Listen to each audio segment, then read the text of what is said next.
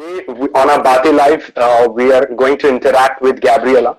So Gabriela is a Peruvian architect, and more precisely, she is an architect with an appetite and a design researcher, and she's currently based in Germany. So Gabriela, we are excited to have you on our Baatein Live today, and welcome. Thank you. Thank you so much. Yeah, I actually love the name and this idea of talking through and reflecting, and especially, yeah, well, thank you for inviting me to this exchange. And today, as far I know, I'm representing also an amazing team, and not only from the students, but the project of visualizing the virus as well. So I'm very excited. Yeah, so I think let's start with the first question today. Yeah, so it was the closing ceremony yesterday of the open elective. So it's based upon that. So how has been your experience throughout the past 2 weeks interacting and teaching in NID, at NID? Well, it has been super exciting, but it was a mixture of feelings because I knew the NID work, and even I come in contact with Tanishka in 2019 when I moved from Peru from Lima to Dessau to study my master at the Bauhaus Stiftung. And she was an amazing speaker in collecting Bauhaus. So that's when I started knowing about more about NID. I already knew it when I was in Peru, like studying architecture, and then when we were in, when we sent this submission for the open elective together with Shreya Chatterjee, who is the founder of the Visualizing the Virus project. We were really like intrigued and wanted to know what is this idea of normative futures or non-normative at the end. Like we're way beyond normative ideas of living or cohabitating right now. So that was my feeling into it. Like, I don't know, I was super excited, but also kind of sad that I would not be able to be there in visiting the faculty, because I've only seen amazing photos and exhibitions and from Tanishka. Even so, like, sorry, that was German. It was even more like, intriguing for me to know also these 3 different campuses, and we were so lucky to have such a variety of students coming from different backgrounds, and also from bachelor and masters. So I feel it was it was a process of co-learning, very horizontal one, at least how we open up discussion. And I learned a huge amount of things from the students themselves, like their critical thought, their amazing sensitivity, and also their disposal for learning new ideas around design and interdisciplinarity. Wow, that was truly amazing. So yeah, the next question is like based upon the same elective. So can you tell our audience about the open elective, the visualizing the invisible that you and Shreya Chatterjee were leading? Yes, of course. Well, visualizing the invisible came from the idea that we're currently facing so many struggles and also differences and inequalities, not only on the designer sphere, but beyond that. And what we aim through visualizing the visible was exactly like that, to move from this idea that the virus is just a notion around science and around politics and medicine, and how can we tackle one of those stress of inequalities that we're facing right now. So, and I'm saying like our relationships as humans to nature, to different types of cultures, and how are the virus arising so many different scenarios for design to explore. And this idea also of visualization, like visualization of what are we actually talking about? The virus is such a microscope thing that we cannot even like grasp and conceive. Like I'm pretty sure that virologists can tell you way more about the virus than we can, but it's not just about COVID-19 as the virus itself. It's about what it has generated for us, and I think it was pretty important to tackle this idea of visualization also from a non-physical idea. So how to visualize things that you cannot actually see through your eyes. Yeah. So social inequalities is one, multi-species interaction is another one. Like how, I mean, this whole thing started because of a bat, that it's an animal, and that has carried through a whole new sphere of sonic fears and to us to reflect our relationship to nature as well. So that is a bit of like where we had in mind, but from the first, but the main question was, yes, how does design relate to the politics of care? Politics of care, it's I will go around it, I think, a little bit later in this conversation. Yeah. But to go, the important thing also in this workshop was to connect local and global inequalities. Because, and this we went and learned a huge amount from the students themselves, like how their personal experiences and their reflection of the current situation trigger thought of connecting these to bigger problems such as political biases on how to administrate vaccines or fake news and how it's impacted not only India itself. Like I also knew way more about India on this realm, and like how does design can do something about it. Yeah, that was were multiple questions because, as I said, this was more design research and critical approach of design, and maybe of that later. But also love to talk about the project if you have any curiosities about it. Yeah. Okay. So sure. Yeah. Obviously. So visualizing the virus is it's going to be, because we're launching the project by the end of May. Okay. And it's an interactive platform, an archive that showcases and investigates diverse ways of how the coronavirus is being visualized. Okay. It's led by Shreya Chatterjee and founded by Daria EU and the University of Basel and Center for Digital Humanities in Princeton University. Okay. So it's a huge working project that it's connecting this idea even from local to global, so a lot of global universities. And also super important to say is that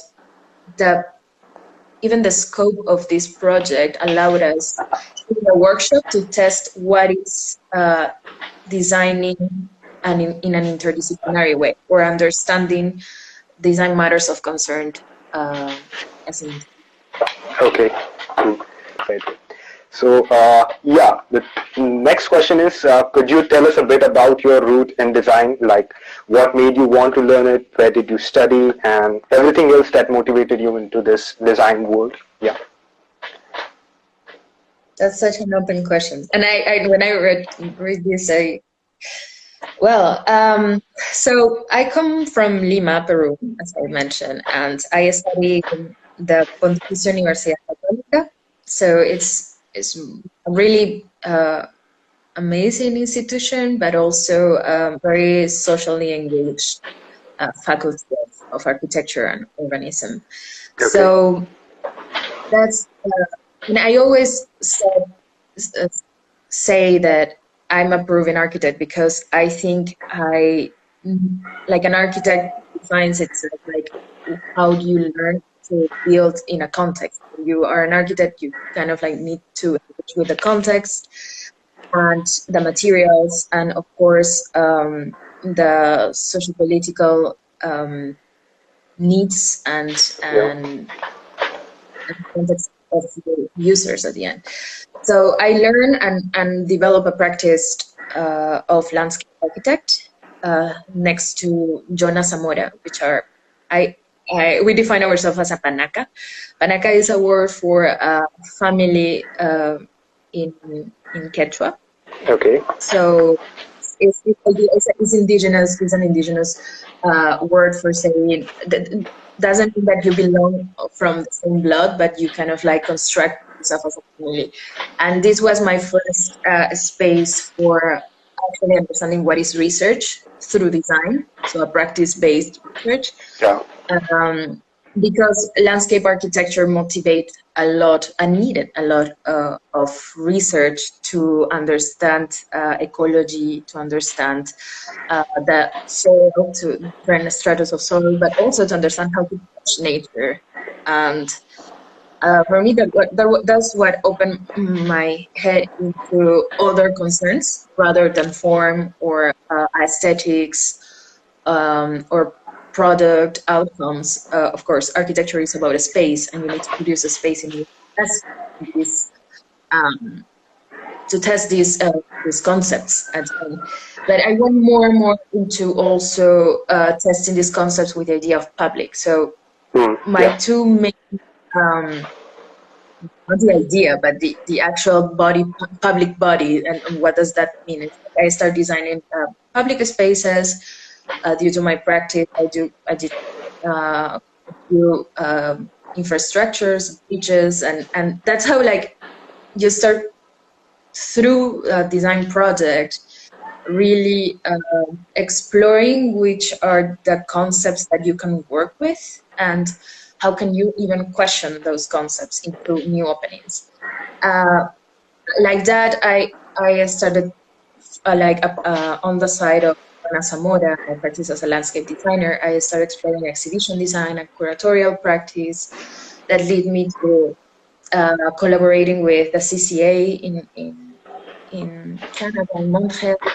And from then onwards, I feel that I was always focused on how to interact with public discourse. So for me, public discourse is political. It's nowadays even a lot about engaging with post-anthropocentric ideas. So anthropocentric is basically how we think that the world that we live now, it's made for the human. And even now we're dealing with so many responsibilities of our doings as humans, and just ourselves in this world. So how does the public space, the public infrastructures, even public thinking of like cultures and encounters, and not precisely all these encounters in between multicultural are happy. Yeah. There's a lot of in it, and that's how I found myself in Germany and exploring rather immersive and very interesting topic that is food systems and food system design. And that's how I start my path into architecture with an appetite, because right now my main research point is how food systems, politics, policies affect our way of designing in an urban, like from as the product itself, like local level, and what to do around it. So that's how I found myself in Germany, and I'm currently living 1.5 years here, and learn a lot from my master's in Bauhaus together with Humboldt University in Berlin. Okay. Yeah. Amazing. Yeah. Please interrupt me. Okay, no problem, not a problem. So next question I would like to ask, like, to a newbie, so someone who is watching and studying this for the first time. So can you tell what is design research according to you, and like why to do it? So yeah. Mm-hmm. For sure. Well, there's a lot of ways of seeing design research, and I think for me, it's more about listening, reflecting, connecting. Um, so when you reflect on certain topics, for example, visualizing the virus, we reflect about social inequalities, more specifically in India, more specifically in a certain indigenous community. Okay, from then onwards, what do you do? What is your position? And design research allows us to put your position as a designer, but also as a human. I feel that that's also for me. And then onwards, you take the tools that you're given. Either it's your practice as an illustrator, as an architect, as an interior designer, to tackle this idea that you already explored. So it always begins with a question, a context, and the outcome. It's a collaborative process, or that's how also I perceive that. I know that there's a fabulous book even called Practice-Based Design Research, and by Lauren Baatein. This is how I do it. So when you exercise practice, it is very helpful to have this moment of like, okay, what am I actually supporting with my design? And that is design when you have a passion and then you act and even involve others, and these others can be and in my idea should be included in the design processes and outcomes. Even allow yourself as a designer to be questioned by this outcome and figure out, and this is a direct quote from also another amazing team of speculative design, which is a type of design research that is deep and ravey, is know who things are and imagine how things could be. Yeah. So that is research. Great. So, like before moving to the next question, I would like first ask, what is the meaning of the word? If I'm pronouncing it wrong, like to correct me. What's the meaning of the word sobremesa? I think sobremesa. Yeah. Yeah. So, what does it mean? So sobremesa, I know where you're going with this, but sobremesa is the moment you share after eating with the people that you eat with in the table. Like this flittering moment that just like appears after the empty dishes are done, but you kind of like enjoy the after talk and then you digest food and friendship. So that is rooted in Latin American and Hispanic culture, eating food. Nice. That's super nice. Okay. So Is there any word like in Hindi? No. Right now, like I don't remember anything. I don't think there is. So, no. Like I'm not getting it at the moment. So maybe it is there, but I don't remember it right now. Yeah. Okay. So, yeah. Based on that, the next question was like about your quarantine sobremesa. So, what was the thought and motivation behind it? And like, could you share with us some of your observation from this digital sobremesa? Yeah, sure. So first, let's put in context to whoever is listening. Quarantine Sobremesa was a project that I started together with two designers in Peru during the COVID pandemic. And this was due to two things, mainly because I was starting my practice-based design research as a thesis here in Germany. And my question was, how do people eat in public and how does this affect ecology and economy in an urban scale? I started this research exploring collective eating and cooking in Berlin and Dessau, and then COVID hit. Yeah. COVID hit and that I could even say that was, without knowing, a way of visualizing the virus as well.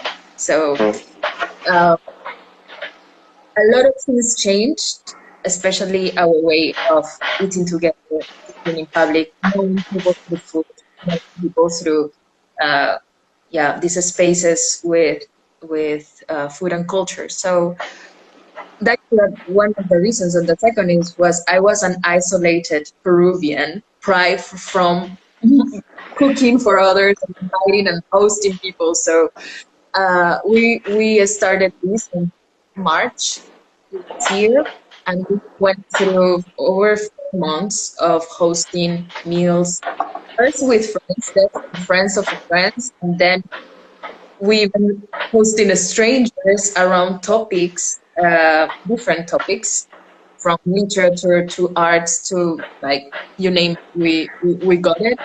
But the main idea was having a space for horizontal conversation, which we knew others, and it was around real time. So we connected people from Latin America, from the States, from Europe, also from Asia. So in these different, obviously, geolocations, it also happened to that I connected people through different ways of eating. And through the weeks, because this had like 5 different sessions, and I started also thinking of how can this be explored through my thesis. So I was very conscious of, by the end, not at the beginning, because as any designer, you just like go into an experiment, and that is the fascinates me about design research. Is like you have a question and then you jump into it, and then the project kind of like leads you and opens up more questions when you start interacting with your different prototypes and communities.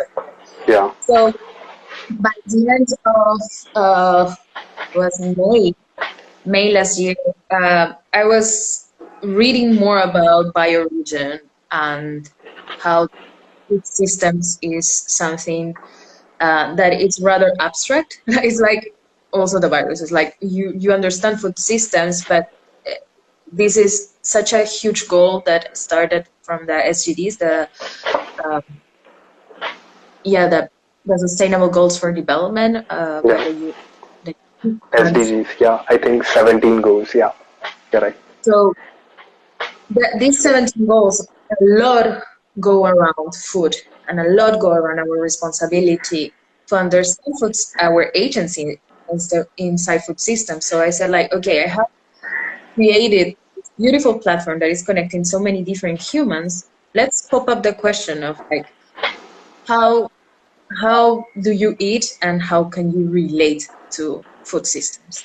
And then I held 4 sessions more around these topics, and it was also a very intimate conversation. I feel very diverse on different people, not only designers, because for me also, and I feel that this is something we went through in the workshop with the students, is not only talking your research questions with designers. You have to get out there and question how to design, or your idea of what is needed, your idea of what questions to do with other people. And if other people are even not only interested, triggered, but want to action it upon this idea of research. So at the end, I could test and even validate assumptions of like how mealtime, like sharing a meal with others, can be an amazing space for talking about food systems. So my question was, how does links our tables to the food systems? And this idea of table allowed me later, now actually, on thinking about objects, spaces, meat, talk about, and not only talk but actionate,